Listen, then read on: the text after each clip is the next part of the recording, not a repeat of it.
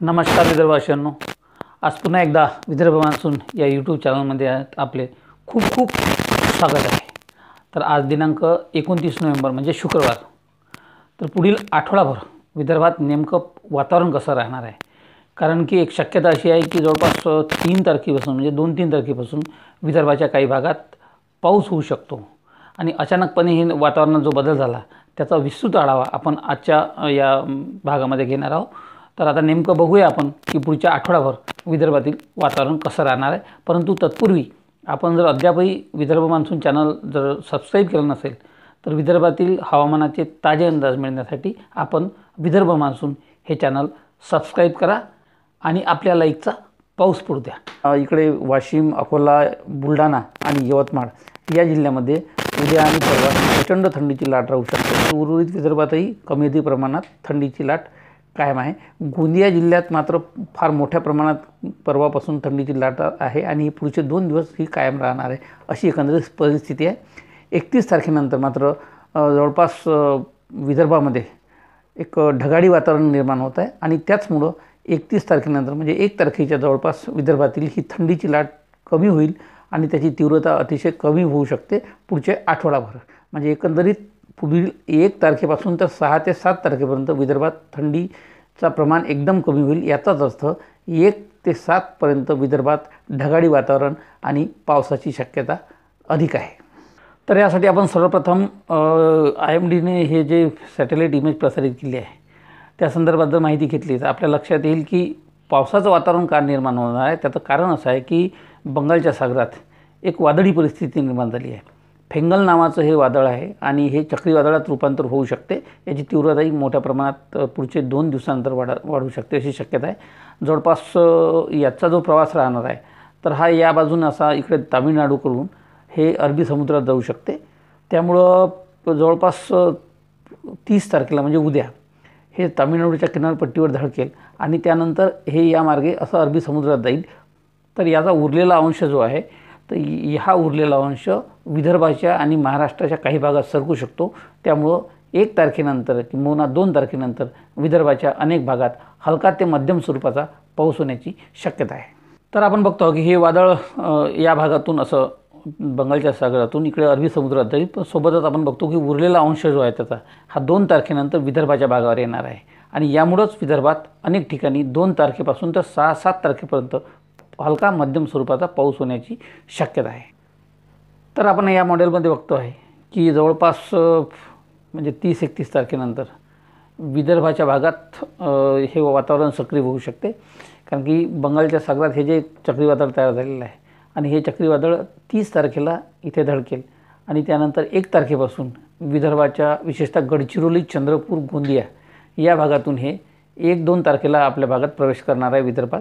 आणि याचा जो शेवटचा अंश आहे हा प्रमाण फार कमी राहील पावसाचं, परंतु पाऊस नक्की होईल 1 आणि 2 तारखेपासून विशेषतः या भागातून। म्हणजे त्यामध्ये गडचिरोली असेल, चंद्रपूर असेल, सोबतच नागपूरचा काही भाग असेल, गोंदिया, भंडारा या भागातून 2 तारखेपासून हळूहळू पावसाला सुरुवात होईल आणि त्यानंतर 3 तारखेला विदर्भाच्या जवळपास भागामध्ये हलका मध्यम स्वरूपाचा पाऊस या माध्यमातून होईल असं एकंदरीत दिसते। तर 4 तारखेला मात्र पावसाची तीव्रता वाढू शकते आणि 4 आणि 5 तारखेला विदर्भातील गोंदिया, भंडारा, गडचिरोली, चंद्रपूर या भागात जोरदार पाऊस राहील, सोबतच यवतमाळमध्ये राहील। त्यानंतर उर्वरित सर्व जिल्ह्यामध्ये म्हणजे त्यामध्ये नागपूर, वर्धा असेल, सोबतच भंडारा असेल, इकडे बुलढाणा, अकोला या वाशिम याही भागात मध्यम ते काही ठिकाणी तुरळक जोरदार स्वरूपाचा पाऊस होऊ शकते। विशेषतः 2, 3 आणि 4 तारखेला पूर्व विदर्भात, तर 5, 6 आणि 7 तारखेला पश्चिम विदर्भाच्या भागात हा पाऊस होईल। तर 5, 6, 7 तारखेला काही ठिकाणी गारपीटसुद्धा होण्याची शक्यता आहे हलक्या स्वरूपाची। त्यामध्ये विशेषतः वाशिम आणि यवतमाळ हा जो जिल्हा आहे तर या जिल्ह्यात अतिशय कमी शक्यता आहे, परंतु होऊ शकते गारपीट थोडीफार, किंवा इकडे अकोल्याच्याही काही भागात हलक्या स्वरूपाची गारपीट होऊ शकते। जवळपास 6 ते 7 तारखेपर्यंत हे वातावरण विदर्भात कायम राहील। म्हणजे 2 तारखेपासून ढगाळी वातावरणाला सुरुवात होईल 1-2 तारखेपासून आणि 3 तारखेपासून प्रत्यक्ष हलक्या मध्यम स्वरूपाचा पाऊस विदर्भात सुरू होईल। तो 2, 3, 4 तारखेला पूर्व विदर्भात, तर 3, 4, 5 आणि 6, 7 तारखेपर्यंत पश्चिम विदर्भ आणि पूर्व विदर्भाच्या या संपूर्ण भागात हलक्या मध्यम स्वरूपाचा पाऊस पूर्ण आठवडाभर होण्याची शक्यता आहे. 8 तारखेनंतर हे वातावरण पूर्णपणे मोकळं होईल आणि पुन्हा एकदा 9 तारखेपासून विदर्भात थंडीचा प्रकोप सुरू होईल अशी स्थिती आहे. तर आपण बघतो आहोत की 2 तारखेपासून ढगाळी वातावरण सुरू होईल संपूर्ण भागात, चंद्रपूर, गडचिरोली वगैरे. त्यानंतर 2 तारखेला रात्रीपासून चंद्रपूर, गडचिरोली, गोंदिया, नागपूर या संपूर्ण भागात हलक्या मध्यम स्वरूपाच्या पावसाला सुरुवात होईल. त्यानंतर हा पाऊस पुढे पुढे सरकत जाऊन इकडे नागपूर, वर्धा, सोबतच वाशिम, अमरावती, अकोला, बुलढाणा या ठिकाणी जाणार आहे. आणि 4-5 तारखेनंतर पश्चिम विदर्भाच्याही अनेक भागात मध्यम ते काही ठिकाणी थोडाफार जोरदार स्वरूपाचा पाऊस होऊ शकतो. विशेषतः चंद्रपूर, गडचिरोलीमध्ये 6 आणि 7 तारखेला जोरदार पावसाची शक्यता आहे, 5-6 तारखेच्या दरम्यान. सोबतच पश्चिम विदर्भाच्याही काही भागात आपण बघतो की अमरावती, अकोला, बुलढाणा, वाशिम, यवतमाळ याही भागात 5, 6 आणि 7 या तारखेला थोडा पाऊस होऊ शकतो. सोबतच 3-4 तारखेला हलक्या मध्यम स्वरूपाचा पाऊस होऊ शकतो. 5-6 तारखेला हा जो यवतमाळचा जो भाग आहे आणि वर्धेचा भाग आहे, चंद्रपूरचा भाग, तर या भागात मध्यम ते काही ठिकाणी जोरदार स्वरूपाचा पाऊस होऊन हलक्या स्वरूपाची गारपीट काही ठिकाणी होऊ शकते. अर्थात ती शक्यता फार कमी आहे, परंतु शक्यता नाकारता येत नाही, कारण का हिवाळा सुरू आहे. त्यामुळं या भागातून येणारे थंड हवेचे वारे आणि इकडून जाणारा हा चक्रीवादळाचा अंश यामुळं विदर्भाच्या काही भागात हलक्या स्वरूपाची अतिशय गारपीट होण्याची शक्यता सध्या तरी नाकारता येत नाही. तर या संदर्भात काही बदल झाल्यास आम्ही आपल्याला सांगू. परंतु एकंदरीत 2 तारखेपासून तर 6 ते 7 तारखेपर्यंत विदर्भाच्या जवळपास भागामध्ये हलक्या मध्यम स्वरूपाचा पावसाची शक्यता दिसत आहे. तर आता आपण बघू की ही पावसाची शक्यता नेमकी कुठे कुठे राहणार. तर 1 आणि 2 तारखेला आपण बघतो की जवळपास चंद्रपूर, गडचिरोली, गोंदिया या भागातच या पावसाचं शक्यता आहे. विशेषतः ढगाळी वातावरण राहील आणि चंद्रपूर, गडचिरोली या भागात हलक्या मध्यम स्वरूपाचा पाऊस होऊ शकतो 1 आणि 2 तारखेच्या दरम्यान.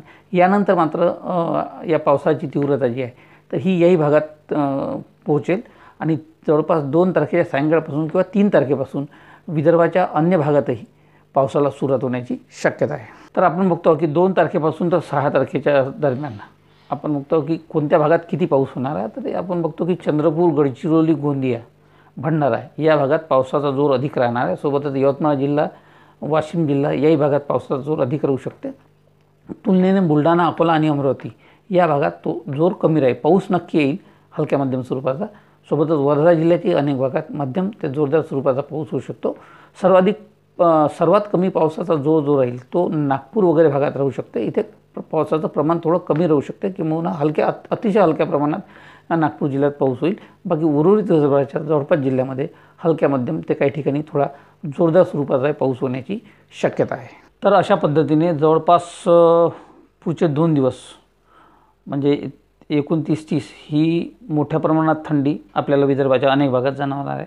सोबतच उत्तरेकडून जे थंड वारे वाहत आहे ते आणि हा जे चक्रीवादळ तयार झाला आहे तर यामुळं विदर्भाच्या अनेक भागात आपल्याला हवेचा वेग वाढलेला दिसेल पुढच्या काही दिवस.